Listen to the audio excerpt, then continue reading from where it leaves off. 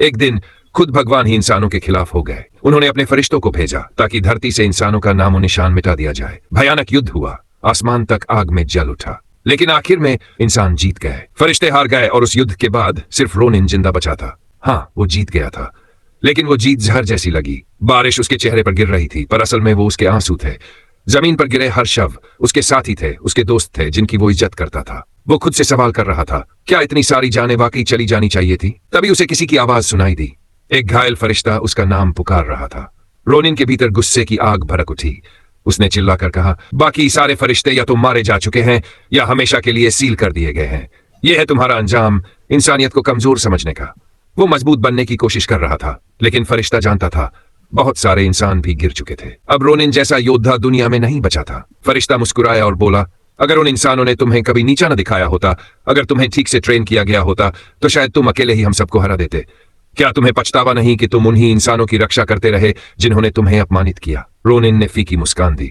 मुझे पता है मेरी जिंदगी बेकार थी, अब चुप रहो और मर जाओ। उसने आखिरी वार किया और कहा, जाकर भगवान से कह देना कि उसने हार मान ली है। इसके बाद रोनिन अकेला चलता रहा, मौत से भरे मैदान में अपने यादों के साथ। वो सोचता रहा, वो विशालकाय फरिश्ते दुनिया के सबसे ताकतवर योद्धाओं की ऊर्जा झेल सकते थे, लेकिन मेरे तलवार के आगे टिक नहीं पाए।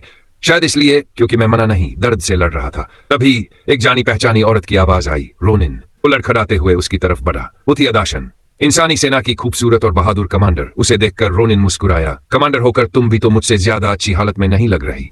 अदाशन हल्के से मुस्कुराई और बोली, क्या तुम्हारा नाम वाकई रोनिन है, वही साधारण सैनिक? वो जानना चाहती थी। क्या आयुटे, वो राक्षसी जनरल, मर चुका है? रोनिन ने सिर झुकाकर कहा, हाँ, मैंने खुद उस दैत्य को मारा है। ये सुनकर अदाशन की आंखों से आंसू बह निकले। शायद वो बस इतना सुनने का इंतजार कर रही थी। बारिश में भी उसके आंसू चमक रहे थे। उसने कहा, रोनिन, तुम्हारा शुक्रिया हर चीज के लिए। कुछ देर तक रोनिन चुप रहा, फिर धीमे से बोला, अगर तुम सच में शुक्रगुजार हो तो बस एक आखिरी बात मान लो। अब से गरीब सिपाहियों के साथ अच्छा बर्ताव करना, उन्हें भी इंसान समझना जैसे तुम बाकियों को समझती हो। अदाशन ने गहरी सांस ली और धीमे से बोली, शायद बेहतर होगा अगर तुम ही ये कर दो, क्योंकि मुझे नहीं पता मैं जिंदा भी रहूंगी या नहीं। रोनिन हंस पड़ा। वो हंसी ऐसी थी जिसमें दर्द छुपा था। देखो ना हमारी हालत, लगता है मैं तुमसे ज्यादा जिंदा हूं, पर सच्चाई ये है मैं भी बस कुछ पल का मेहमान हूं। दोनों वहीं बैठे बातें करते रहे बहुत देर तक। फिर अदाशन ने पूछा, अगर तुम बच गए तो क्या करोगे? रोनिन ने थकी हुई मुस्कान के साथ कहा, बहुत कुछ करना चाहता हूं, पर इस वक्त तो एक ही बात दिमाग में है। काश मैं जवान होने पर अकादमी गया होता, तो शायद इस युद्ध में कुछ बेहतर कर पाता। ये उसकी बहन की आखिरी ख्वाहिश थी कि उसका भाई एक दिन अकादमी में पढ़े। धीरे से रोनिन बोला, शायद अब जल्द ही मैं अपने परिवार से फिर मिलूंगा। अदाशन ने थके हुए लहजे में कहा, तुम जिंदा रहोगे रोनिन, मैं जानती हूं। लेकिन इससे पहले कि वो अपनी बात पूरी करती, एक बारिश की बूंद ने सन्नाटे को तोड़ दिया और फिर बारिश रुक गई। अगले ही पल जमीन कांप उठी। शांति का वो आखिरी एहसास भी चकनाचूर हो गया। रोनिन समझ गया कुछ बहुत बड़ा होने वाला है, और सच में उसके सामने एक फरिश्ता उतरा। इतने पंखों वाला कि लगता था कुछ तो उसकी पीठ से नहीं, कहीं और से उग रहे थे। उसके पीछे खड़ी थी एक पूरी सेना, सैकड़ों फरिश्ते, मानो पहले की लड़ाई में वो कभी हारे ही न हो। रोनिन चौंक गया। ये कमीने आए कहां से?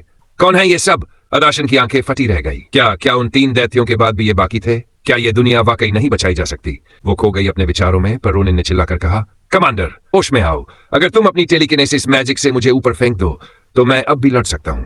अदाशन के पास अब कोई उम्मीद नहीं बची थी, पर रोनिन अब भी डटा हुआ था। इस बार वो मौत से नहीं डर रहा था। चाहे मैं मर जाऊं, पर तब तक लड़ूंगा जब तक सांस चलेगी। रोनिन की आवाज गरज उठी। उसने ठान लिया था, अगर उसे मरना भी पड़े तो कुछ राक्षसों को साथ लेकर ही जाएगा, ताकि आने वाली पीढ़ियां लड़ सके। अदाशन के अंदर कुछ बदल गया। उसने उसे देखा। वो अब कोई साधारण सिपाही नहीं लग रहा था। उसकी नजरों में वो एक नायक बन चुका था। वो बोली, रोनिन, मेरी तरफ देखो। और तभी दुनिया के सबसे पागलपन भरे युद्ध का सबसे पागल लम्हा आया, जब अदाशन ने रोनिन को चूम लिया। उस चुंबन के दौरान कुछ अजीब हुआ। उसने अपने होंठों से एक नीली चमकती हुई गोला उसके अंदर भेज दी। शायद ये किसी जादू को छुपाने के लिए था, ताकि दैत्य ध्यान न दें। रोनिन खुद नहीं जानता था कि वो क्या था, और हम भी नहीं जानते कि अदाशन ने उसके कान में क्या कहा था। ये बात कहानी अभी नहीं बताएगी, वो तो तुम तभी जान पाओगे अगर इस वीडियो को आखिर तक देखोगे। रोनिन अब भी उस पल में खोया था। अदाशन मुस्कुराई और बोली, अगर हम फिर मिले तो मुझसे कहना कोई बेवकूफी न करूं और बस एक दर्जी बन जाऊं।